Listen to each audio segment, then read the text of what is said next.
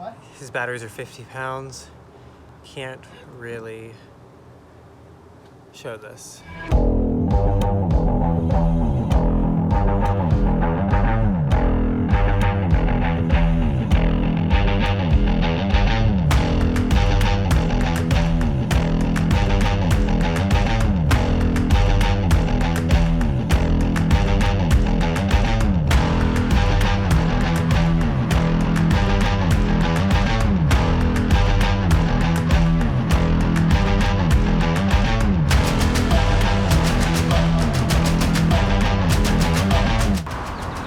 It's like it's heavy. Yeah, a little bit.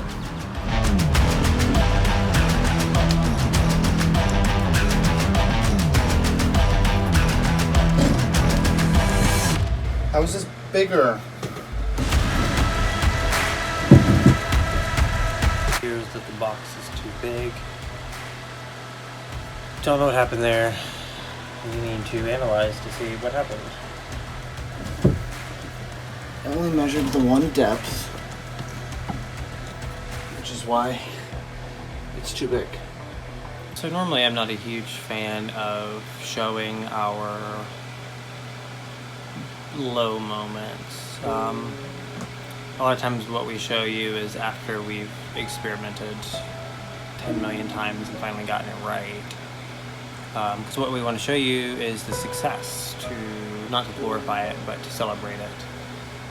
But on occasion, things don't always go according to plan, as you know, by basically our entire port light setup.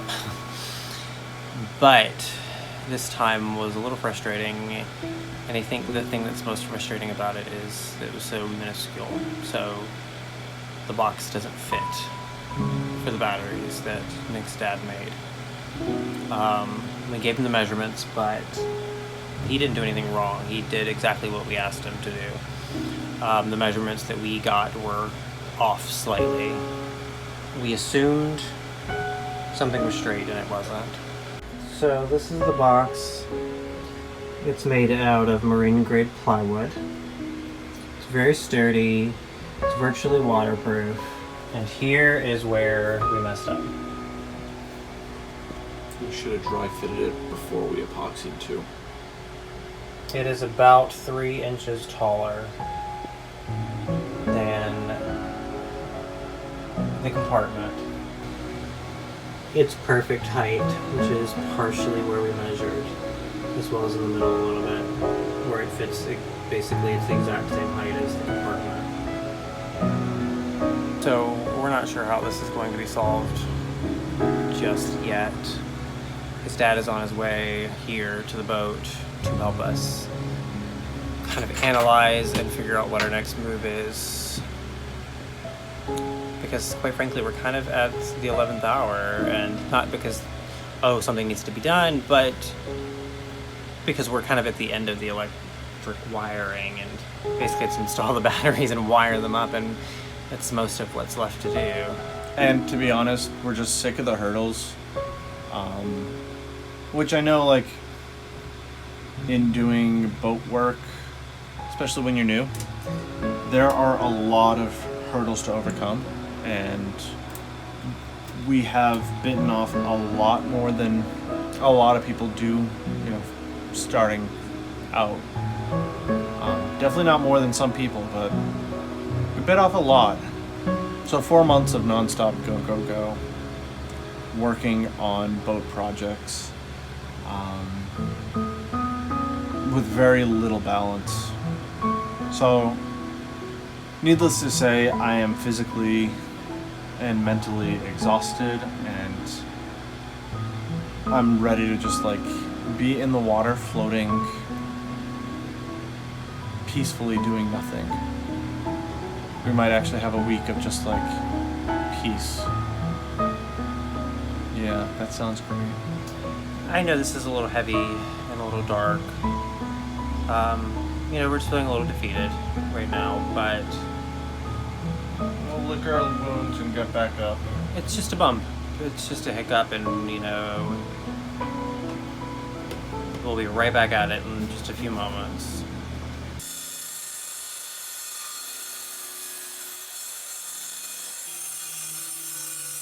Okay, so the box has been cut down, and let's hope this works.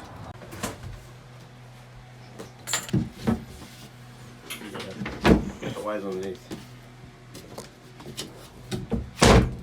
So it worked. Now we just have to get the batteries in there. We averted our crisis and we solved our problem. So, thank God. Oh, the battery pack with 3/8 and a pack of 5, 2 packs of 5/16. Let me see if I can find. Okay, so the box has now been installed in. We still need to put the batteries in it, and I'll be honest, it feels a little dramatic since the solution was that easy. But When you're tired, a little setback. when you're tired and sometimes it feels like things just keep happening and keep going wrong, even the tiniest little thing feels like it's the end of the world. But like I said, it was just a hiccup. We solved it. And now we're back on track. Luckily, we didn't lose a bunch of time, and shout out to Nick's dad who came through and was our hero and also had tools that we did not have, like a circular saw, in order to just chop off the top of the box. Okay, so now back to wiring the batteries. Okay. So first thing in the morning, here we are, about to wire the Victron, and we ran into a hiccup. Whether it was just overlooking something or didn't realize it before, we realized we need 2-gauge wire to run to the Victron, both positive and negative. And from there to the batteries, we need 2-gauge wire, which we do not have. And partially due to the coronavirus and other extenuating circumstances, it's not exactly easy to come by. So we are going to be moving the Victron into a, I would say, more unsightly position. It's going to be now on the side of the nav desk in the aft berth.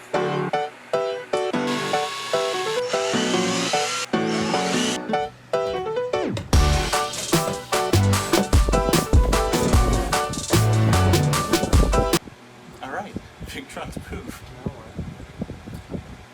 Now we have to go and start rewiring it. Not rewiring it, but wiring it. So, as I'm sure you recall, there was a bunch of stuff that was done yesterday that I did not get to film because it was a lot of back and forth. Nick's head was in a hole, and a bunch of other stuff that I just couldn't keep up with filming-wise. Well, we're kind of coming to an end on that, so you'll get to see a little bit of it. And now, take it away, Nick! Thanks, Irv. Okay, so I didn't film the cutting, but that was kind of boring anyways. Basically, as a part of the big electrical upgrade that Ixion is having, it includes a midnight solar charge controller, new switches for the new batteries going in, as well as rejiggering and moving a lot of different switches that we got around.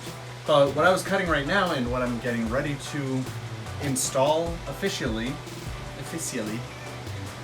is the new master on-off switch for our AC power inverter, the Victron Quattro. So this is the new thing that's going to go in. We're basically going to have over here now is our on-off switch for turning on the Quattro, the Victron Quattro. And then next to it is going to be our AC main on-off switch for all the AC power outlets that we have around the boat. Right now we only have 2 sets. That will eventually change in the future. But for now, we just have 2. Okay, that's my long preamble. Let's have an electric battle. Electric face-off. Thunderdome. No. Not crimping wires. Stripping them. Whole, I'm getting confused.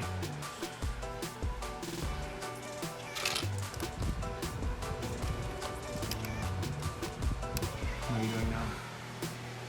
It's the moment of truth. Because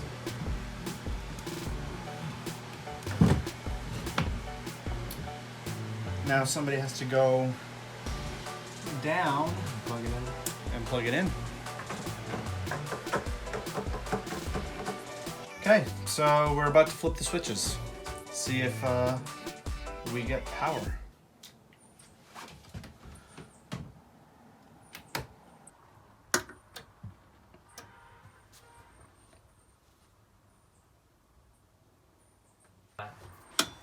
Oh, hey! Ready? Yep.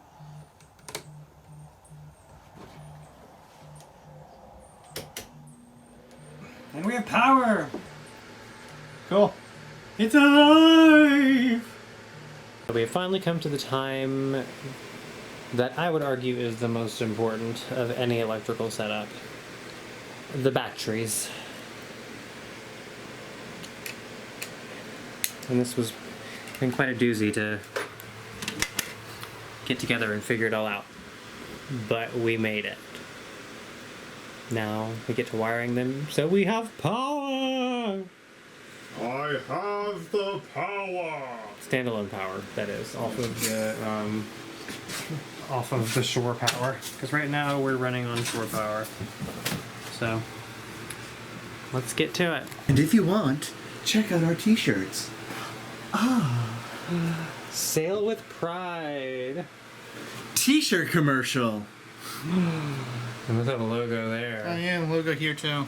It's marine grade plywood.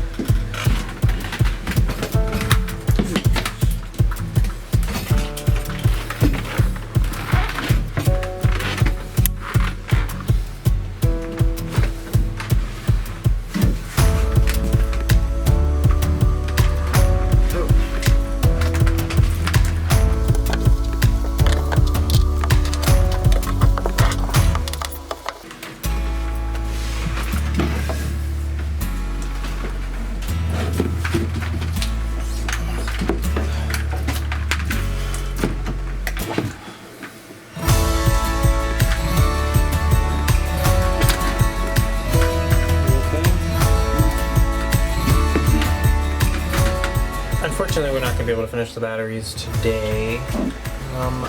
Like I was saying earlier about the terminals, we have run out of the size we need for the batteries. We have a couple more coming in the mail, but they will not be here until tomorrow or Friday. So sometime in the next day or two they'll be here. So it's a little frustrating because I felt like I was most excited to get the batteries in because then like we could get them charging and the systems and everything we could get up and going, but fortunately that's just kind of the way the cookie crumbles, I suppose. Until then we'll just have to work on something else, just install a few other things because we have a few little tiny things that we need to get put in before we launch. And hopefully we can get it all done quickly so we can launch soon. Because I'm dying and I need to be in the water. I'm like a fish. Fish. I need water. Thank you all for watching. Don't forget to subscribe and come back next week to join us for our countdown to launch.